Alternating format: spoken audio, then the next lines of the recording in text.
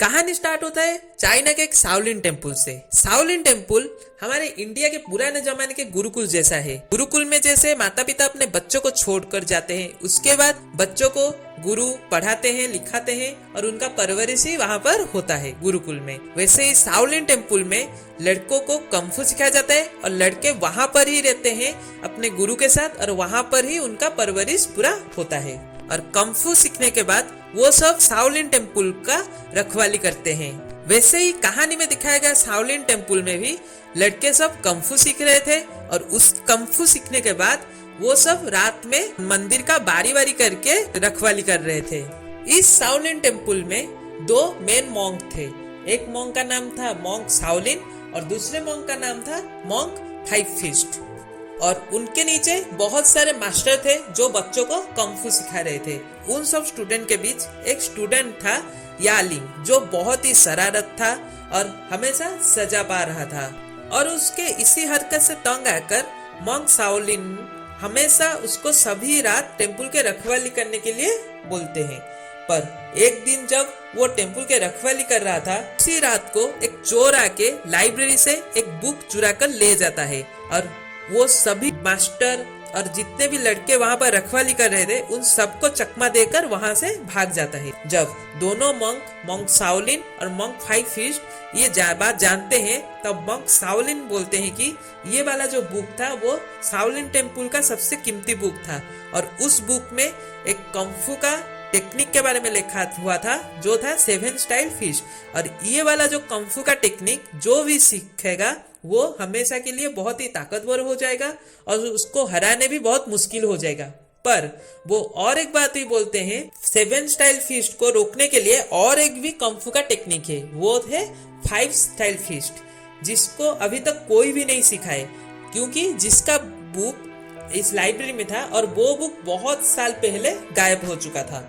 इस चोरी होने के बाद मॉन्क फाइव फिस्ट सबके गलतियों को लेकर एक पश्चाताप करने के लिए एक गुफा में जाते हैं और मास्टर और मॉन्क शाओलिन भी वही रात को जिसने भी रखवाली कर रहे थे उस टेम्पल का उन सबको बोलते हैं कि पश्चाताप करने के लिए 3 दिन तक ना खा पी कर। और उसी प्रहरी में ई लैंग भी था। इसके बाद वो चोर जो 7 स्टाइल फिस्ट बुक को लेकर भाग गया था उसका हमें नाम पता चलता है, उसका नाम था लुक और वो एक टेक्निक को सीखकर शाओलिन टेम्पल का सबसे सीनियर मंक बनना चाहता था, जिसको उसके पिता से बहुत साल पहले छीना गया था। उसके बाद लुक ये वाला टेक्निक सीख के उसका बहुत गलत उपयोग स्टार्ट कर दिया था और एक एक लोगों को ऊपर आजमा कर उन्हें मार देता था। इसके बाद शाओलिन के लाइब्रेरी में कहाँ पर एक रोशनी आकर गिरता है। इसके बाद वहाँ पर बहुत तोड़फोड़ मच जाता है और इसी लाइट से निकलते हैं 5 स्पिरिट जो किसी को नहीं दिखाई देते, पर वो पांचों भूत बहुत शरारती थे।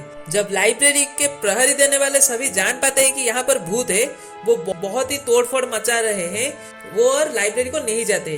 बस ई लैंग ही डरता नहीं है और उसके साथ भी भूत बहुत ही शरारत करते हैं। पर ई लैंग भी बहुत शरारत लड़का था और वो भी भूत के साथ बहुत शरारत करता है और उनको बहुत तंग करता है। इसके बाद उन पांचों भूत और ई लैंग के बीच एक कंडीशन होता है, ये कि ई लैंग उन सबको तंग नहीं करेगा, जैसे वो पांचों भूत ई लैंग को 5 स्टाइल फिश सिखाएंगे। तो ये पांचों भूत ही 5 स्टाइल फिश टेक्निक को जानते थे जो बहुत सालों पहले गायब हो चुका था। तो ई लैंग की बात सुनकर ये पांचों भूत भी मान जाते हैं उसको 5 स्टाइल फिश सिखाने के लिए। तो जब लुक 7 फिस्ट वाला टेक्निक सीख गया था तभी ये पांचों भूत आए किसी एक को 5 स्टाइल फिश टेक्निक को सिखाने के लिए और वो को ये वाला टेक्निक सिखाते हैं।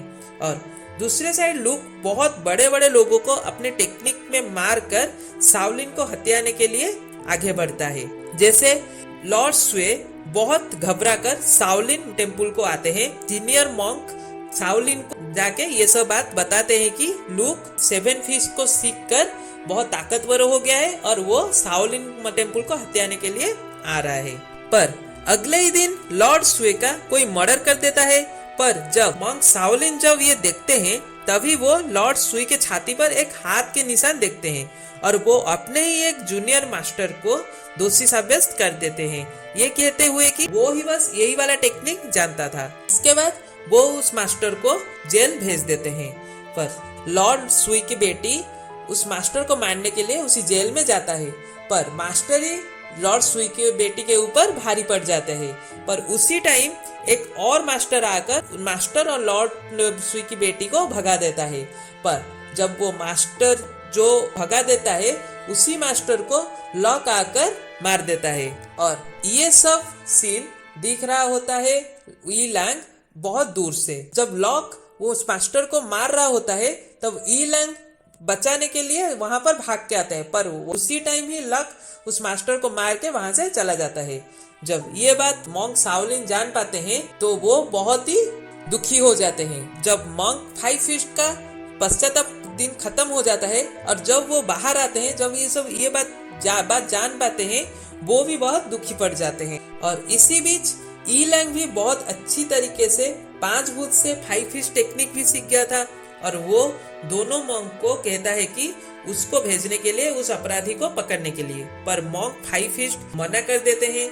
पर मॉन्क शाओलिन का कहने पर वो दोनों मॉन्क मिलकर ई लैंग का परीक्षा लेते हैं और ई लैंग उस परीक्षा में पास भी हो जाता है और इसके बाद दोनों मॉन्क उसे भेज देते हैं अपराधी को पकड़ने के लिए। इसके बाद लूक जाता है लॉर्ड सुई के महल में, जहाँ पर लॉर्ड सुई के बेटी उसे रोकता है और उसके साथ कंफू भी करता है, पर लॉर्ड सुई के बेटी के ऊपर भारी पड़ जाता है।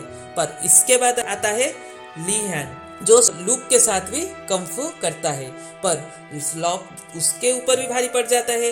पर वहां पर एक बुजुर्ग के कहने पर लूक लियांग को छोड़ देता है और वो चला जाता है शाओलिन टेम्पल को कब्जा करने के लिए। इसके बाद लियांग भी आ जाता है शाओलिन टेम्पल को बचाने के लिए और यहाँ पर फिर से लॉक और लियांग के बीच कंफू स्टार्ट होता है, जहाँ पर लॉक अपना 7 स्टाइल फिश टेक्निक को दिखाता है और लियांग अपना 5 स्टाइल फिश टेक्निक को दिखाता है, जिसको देखकर मॉन्क 5 फिश जान पाते हैं कि लियांग को 5 स्टाइल फिश आ गया है। लॉक को अपने टेक्निक से लॉक को मार देता है। जब लॉक मर जाता है तभी कहानी में एक ट्विस्ट आता है। लॉक जब मर जाता है तभी मॉन्क 5 फिश आके उसको बेटा कहकर अपने गोदी में पकड़ लेते हैं और बहुत ही रोते हैं। तभी मंक 5 फिश गुस्सा होकर सब सच उगाल लेते हैं और मंक शाओलिन भी यहाँ पर कहते हैं कि मैं जानता था कि यहाँ से ही कोई घर वेदी चोर होगा, तो मैं कुछ नहीं बोल रहा था, तो यहाँ पर मैं जान पाया कि ये मंक 5 फिश थे।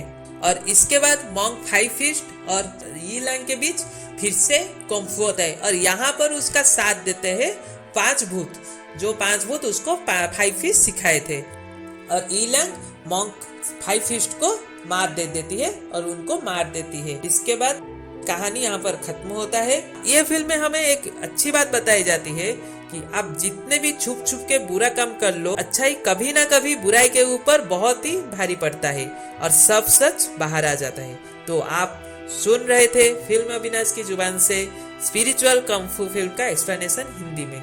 आशा करता हूँ कि आप सबको मेरा ये एक्सप्लेनेशन अच्छा लगा होगा।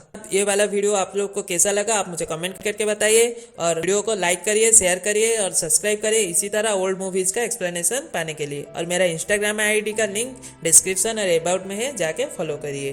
तो आपको कुछ ओल्ड फिल्म अच्छा लगता हो और उसका एक्सप्लेनेशन सुनने के लिए आप चाहते हो तो मुझे कमेंट बॉक्स में सजेस्ट करिए। तो रहता हूँ, फिर मिलते हैं।